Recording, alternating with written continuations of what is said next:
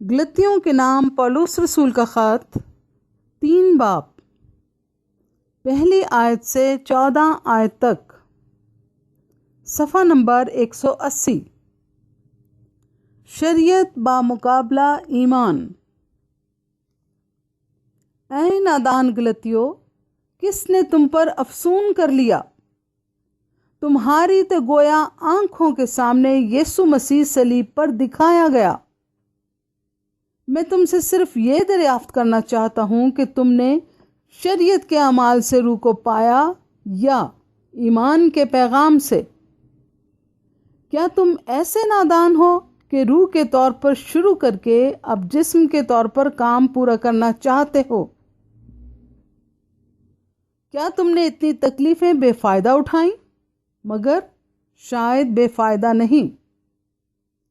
بس جو تمہیں روح بخشتا اور تم میں معجزے ظاہر کرتا ہے، کیا وہ شریعت کے اعمال سے ایسا کرتا ہے یا ایمان کے پیغام سے؟ چنانچہ ابراہیم خدا پر ایمان لایا اور یہ اس کے لیے راست بازی گنا گیا۔ بس جان لو کہ جو ایمان والے ہیں وہی ابراہیم کے فرزند ہیں۔ اور کتاب مقدس نے پیشتر سے یہ جان کر کے خدا غیر قوموں کو ایمان سے راست باز ٹھہرائے گا، پہلے ہی سے ابراہیم کو یہ خوشخبری سنا دی کہ تیرے باعث سب قومیں برکت پائیں گی۔ بس جو ایمان والے ہیں وہ ایماندار ابراہیم کے ساتھ برکت پاتے ہیں، کیونکہ جتنے شریعت کے اعمال پر تکیہ کرتے ہیں وہ سب لعنت کے ماتحت ہیں۔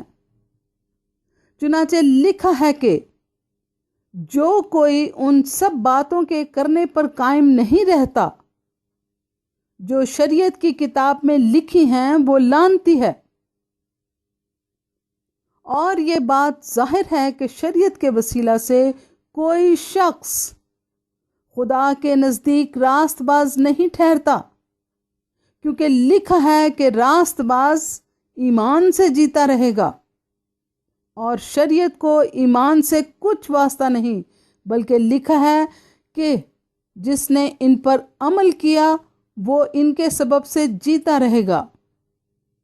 مسیح جو ہمارے لیے لعنتی بنا، اس نے ہمیں مول لے کر شریعت کی لعنت سے چھڑایا، کیونکہ لکھا ہے کہ جو کوئی لکڑی پر لٹکایا گیا وہ لعنتی ہے، تاکہ مسیح یسوع میں ابراہیم کی برکت غیر قوموں تک بھی پہنچے اور ہم ایمان کے وسیلہ سے اس روح کو حاصل کریں جس کا وعدہ ہوا ہے۔